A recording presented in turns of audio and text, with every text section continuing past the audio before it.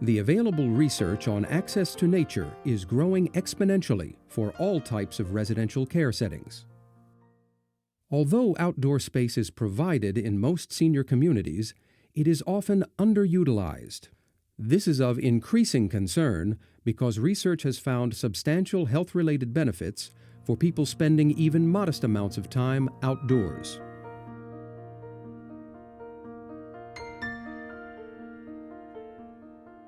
Some of the ways in which the outdoors can improve health and well-being are related to contact with the natural environment, increased physical activity, and exposure to daylight, which is typically much brighter than the indoors. Collectively, these nature elements can promote health benefits such as lower blood pressure, better hormone balance, improved mood, and better sleeping patterns. Access to nature may also improve vitamin D absorption, attention restoration, and levels of social interaction.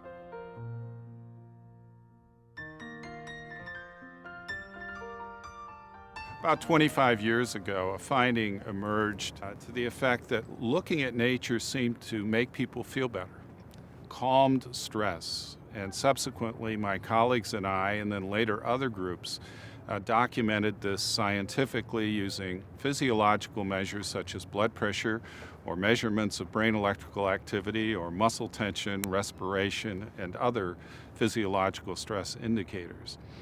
And this was a powerful effect. It was and beneficial and rather quick onset. Nature seems to be highly effective, and well-designed gardens in distracting people in pain away from their pain, if you will. And what you see as a benefit of this is a sharp reduction in reported pain, but also an observed reduction in the number of pain drugs. Well, we know that the environment, both internal and external, is a major determinant of quality of life. For example, we know that light, ambient light, daytime light, is a very important part of establishing our sleep-wake cycles.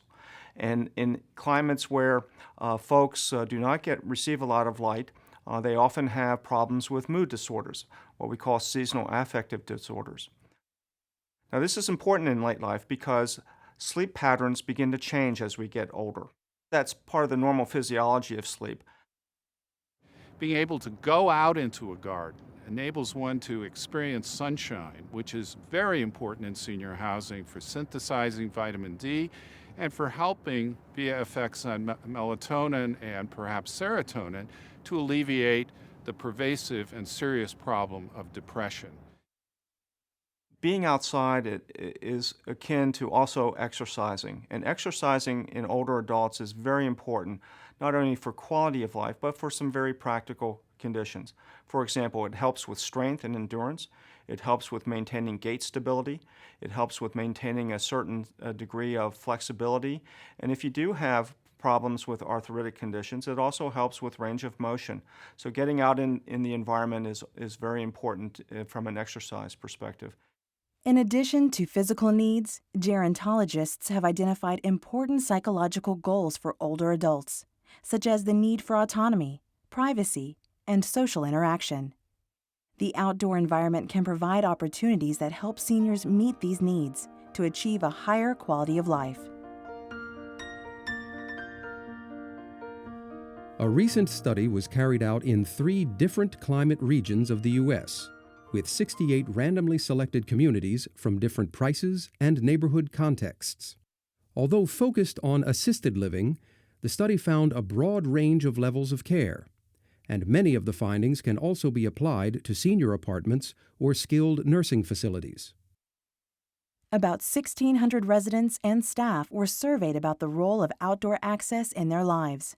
70% of residents reported that they cared very much about spending time outdoors, and many said going out made them feel refreshed, rejuvenated, or more alive. Researchers found that certain design features were associated with higher levels of outdoor usage, physical activity, walking, and family visitation. Results of this study are available as research references and are incorporated into the design guidelines of this program to make it easier to plan usable outdoor space for residents and caregivers.